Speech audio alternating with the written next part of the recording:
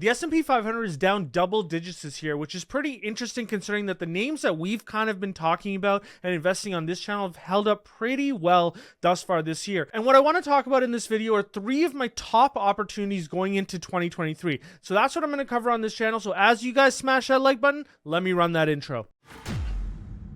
What's up, guys, and welcome back to the channel. It was very interesting. I was looking at the portfolio today, and I don't know how to say this without sounding a little bit like a douchebag, and so I apologize in advance, but I was looking at my portfolio, and it's up around 15% year to date, and that contrasts pretty strongly with the S&P 500, which is actually down 15% year to date. So pretty interesting. But for those of you who have been on our monthly calls, you guys know some of the opportunities that we called out. Like, for example, we actually identified H&R Block as it was going downwards. That was a stock that I didn't actually end up buying in my portfolio because I was being too greedy on that one. I was really hoping that it'd get to under 20 bucks a share. It never got there, but I know quite a few people on the Patreon did end up buying that. Cardinal Health was a name that I actually did include in the portfolio, so we did pretty well on that one. I really like the company and, you know, their management shakeup. I'm looking forward to good things there. I no longer hold this name.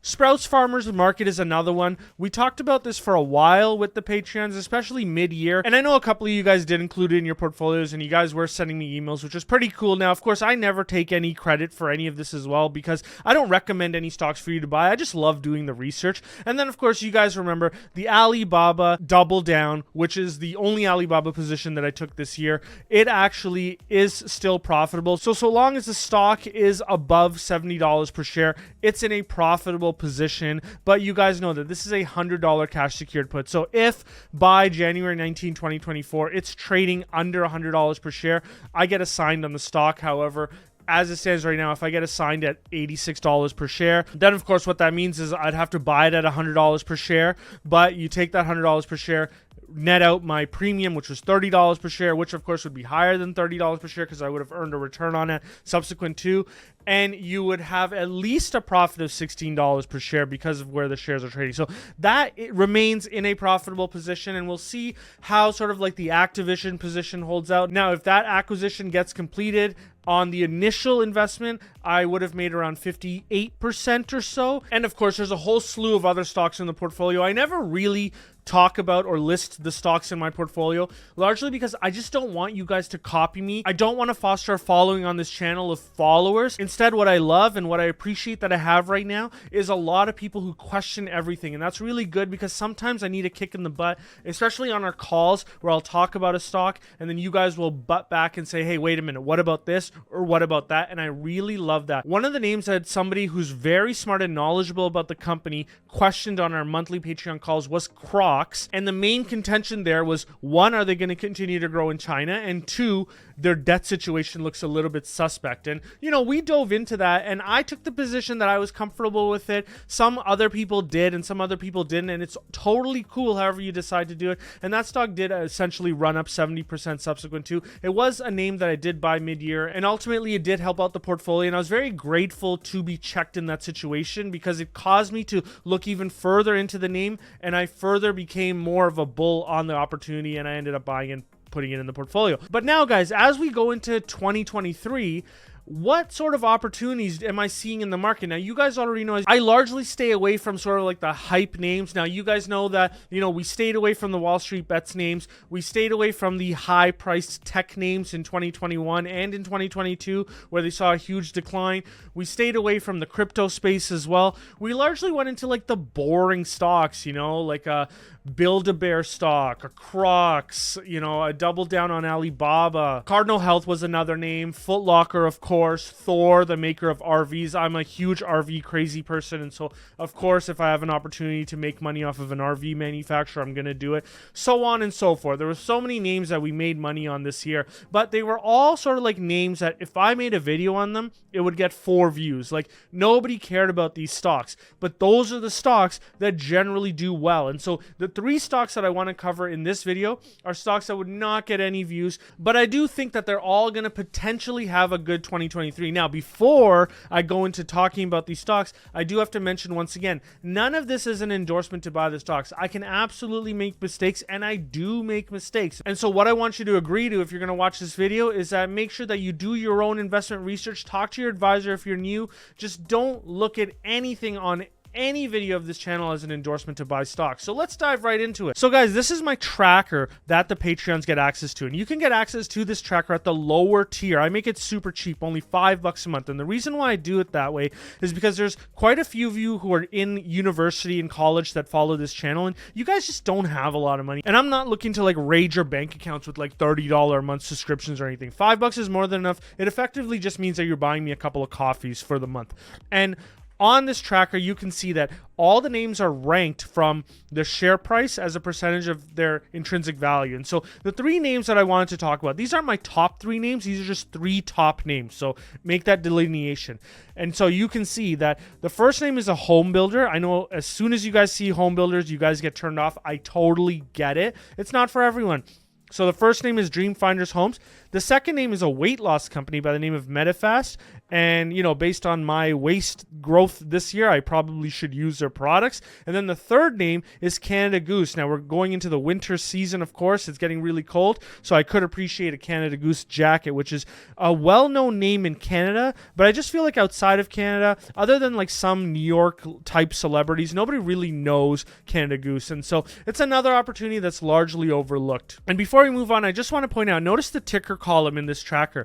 And notice how all of the tickers are in blue. Well, that's because those are all links and it goes into the model. So when you get into the tracker, you can actually click into every one of those links and it goes into a full model of those companies. And this is actually the model and tracker that I use to invest my own portfolio. Now, I don't just allocate capital down the list. I really pick and choose in terms of the opportunities. And so just because a name is super cheap on the list doesn't necessarily mean that I have a position in it. So once again, you always have to make your own decision as you go through this. Now, of course, the first name that I want to cover is Dreamfinders Homes. And I just want to show you this article from Barron's. So this came out just a week or 2 ago. And look at how bearish Barron's is on the housing market and the home builder stocks. So they're saying that it is not the time to buy home builder stocks. And of course, they're saying part of that is because D.R. Horton's and Poult Group have both dropped 23% this year, while Toll Brothers has dropped 36%. But that tells me that the risk has been taken out of the stocks already. And so I obviously wrote it over there. I just said that articles like this get me excited about the opportunity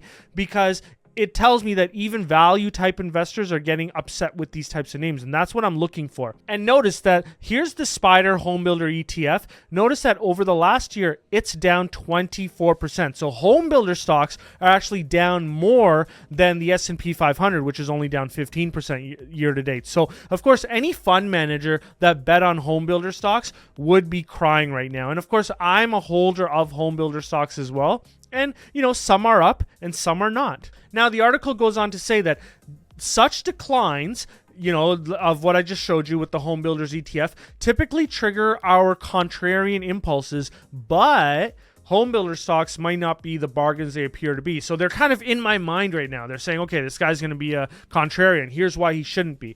And they go on to say the problem that everybody articulates. And I agree with them that it is a problem. So they're saying the problem starts with mortgage rates. At the recent 7% mortgage rate for 30-year fixed rate home loan, the rate is more than double the 3% rate just 1 year ago. And I completely agree with that, but I also believe that home prices are going to start declining. And if you have a home builder that's situated in certain areas where home prices aren't that high anyways, you can probably get an opportunity here, especially as you have more people who are embracing the work from home economy and moving into areas that have cheaper homes. You know, my family definitely did that. We moved 2 hours outside of the city of Toronto as soon as we realized the work from home was going to be a forever type of thing. And there's a lot of people moving into states like Florida, Texas, the Carolinas, Ohio, and Michigan from other high-priced areas. And so you're probably going to see more and more of this as time goes on. And the article goes in to say that the home builder stocks need to have visibility on the course of inflation and rate hikes. If you can see the interest rate environment getting more friendly, you close your eyes and buy. Now, my thesis is a little bit different than that. I'm not able to predict the direction that interest rates are going to go. And so I have a much better thesis and easier to understand, I think, in my opinion. And my thesis is simple. I cannot predict interest rates, but I can find good obviously not perfect. There's no such thing as a perfect home builder, that are well capitalized and well positioned to survive the downturn and emerge strong on the other side. So what you're seeing here, this is where Dream Finders Homes builds homes. So you can see Texas, Florida, the Carolinas. They're obviously not in Michigan and Ohio, but I think Michigan and Ohio is really saturated with home builders, and so it's fine that they're not there. I would love to see them in Ohio, by the way, just because Ohio has a lot of places where you can build really cheap homes. Also, southern Michigan would also be a good place for them to be, but they're just not there. But that's okay. But you can see that this builder is very well positioned for the continuation of the trend that I'm seeing in home buying, and especially with lower priced builders, which are generally like millennials buying their first homes, who are also the ones that would be embracing the work from home economy. This works for them. And what you're seeing here is actually the model that you can click into in the tracker. And what you're seeing here is the number of homes that they've closed each year, the average home price that they sold them for, and the backlog at the end of each period. So notice that most home builders are actually seeing backlogs decrease thus far in fiscal year 2022. However, Dream Finders is the only company who, at least that I've seen, and you guys can correct me in the comments below, who've actually seen their backlog increase. And so notice that they have a $3.1 billion backlog at the end of Q3 of fiscal year 2022.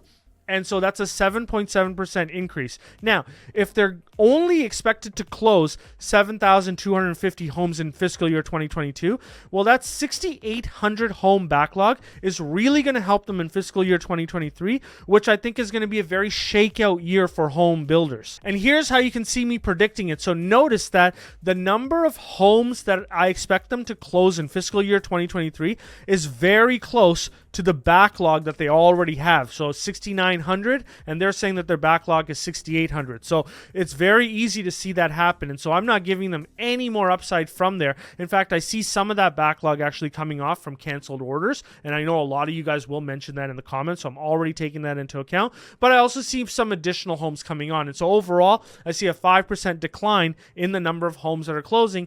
And I also see a 5% decline in the price for homes. Now, in the markets that they're in, I don't actually think those markets will experience heavy declines, but we'll see. You know, Florida might actually experience some declines. We'll see how it goes. I don't think Texas experiences declines. And in 2024 and beyond, I'm being somewhat optimistic. I'm saying that home closings will increase at a rate of 5% a year, and prices will also increase at a rate of 5% a year. Now, I'm not expecting material growth here. So some people could say that I'm being pessimistic here, but I think 23 and 24 are tough years, and then 25 and 26 we get a bit of a recovery for the housing market. So I'm already taking into account the decline and pain, and I'm offsetting some of that decline and pain with the reality of the backlog that Dream Finders Homes is showing to us. So what does this mean for the overall valuation? Well, you can see using a terminal multiple of 12% or 11.5% and a terminal multiple of just 10 times earnings, which is kind of typical for home builders because they are boom and bust a little bit.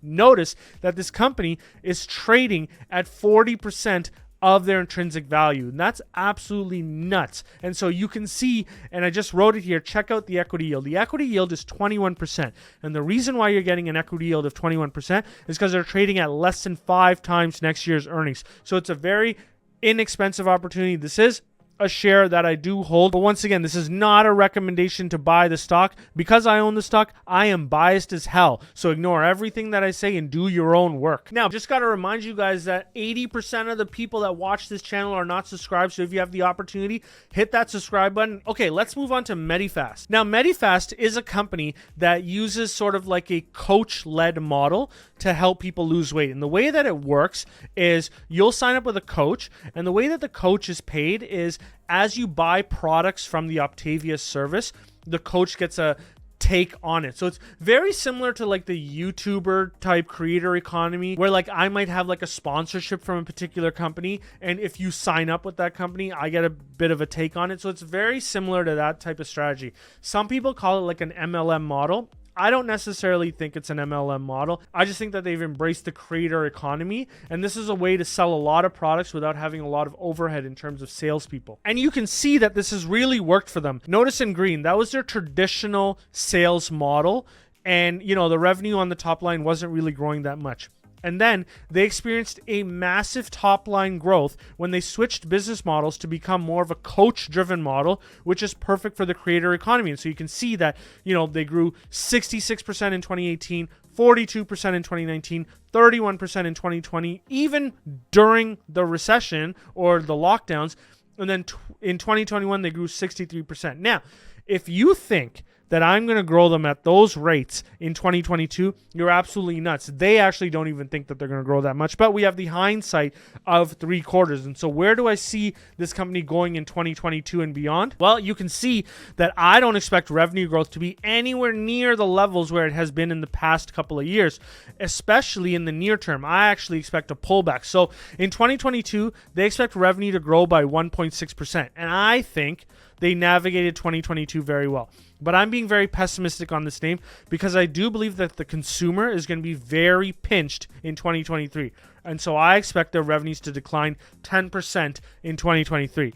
I expect no revenue growth in 2024, and then I expect modest revenue growth in 25, and then back to the target that they're aiming for in 2026. And so what's happening here is that there is a ton of upside that's not being valued in because management thinks that they can grow revenue at 10% a year. The other thing that I'm doing is I suppressed operating profit margins because I don't think that they can pass on inflationary increases in the cost of producing their products to the consumers at the level that they think that they can. And so I brought the operating profit margins down to 12%, and historically they go around 14%, and I don't get back up to 14% until 2026. So a lot of pessimism built into this model. Now, can they even survive a consumer-led downturn? Well, despite the fact that I think that they're going to still generate income in fiscal year 2023 and beyond, even if they didn't generate income, notice that they have $70 million of cash on their balance sheet, which I believe is excess cash because I think they can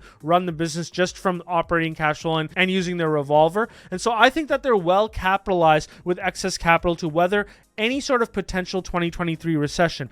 Obviously, the more severe the recession is, the harder it becomes for them to manage it. And so I hope they just keep the cash on the balance sheet. Don't buy any shares in this environment. And you can see that using a 15 times multiple with my valuation and a terminal discount rate 11.5%.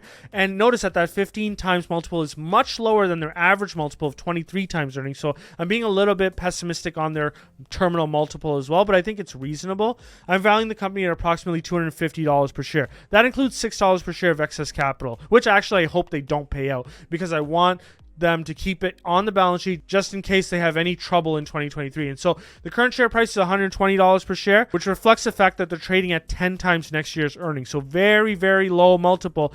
And I believe that their market cap as a percentage of their intrinsic value is less than 50%. So this is once again a name that I hold in my portfolio, but once again, do not take any recommendations from this channel. I absolutely could be wrong. And the last name that I do want to talk to you guys about is a name that's close to home. It's a company by the name of Canada Goose. Now, every single person in Canada owns this damn jacket. I feel like I'm the only one that doesn't want to spend millions of dollars for a jacket. At least that's what it feels like it costs for these damn jackets, but everybody owns it. And the reason why everybody's willing to pay so much for these jackets is because I feel like, one, they're super warm, but two, they're also embraced by celebrities. You can see here that Daniel Craig was pictured wearing it. I think he might have been sponsored by Canada Goose. You can see Jennifer Lopez wearing it as well. Tons of celebrities like this jacket, and you can't go 3 minutes walking outside in Canada without seeing someone wearing the damn jacket. And the company's been incredibly successful. Look at the rate at which they've been growing the top line.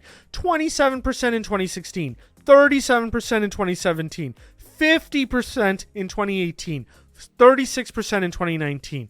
And then as recently as 2022, they grew at 21%. And look at those operating profit margins. It's not like they're giving up on profit margins. Their profit margins are very healthy, averaging around 15%. It does yo-yo a little bit, but 14.3% in 2022 is absolutely phenomenal. Now, despite fiscal year 2022 being a slowing year for a lot of companies, it's not for Canada Goose. They're actually accelerating their outlook, so there's no slowing down for them. They actually expect to achieve $1.3 to $1.4 billion in revenue this year. Now, the one question that you'd be asking is, where exactly is the growth coming for a company that has been growing so fast already? Well, you can see here that the runway for growth is basically everywhere other than Canada. They make 20 60% of their revenues from Canada. So that tells you how lopsided it is considering how small the economy of Canada is.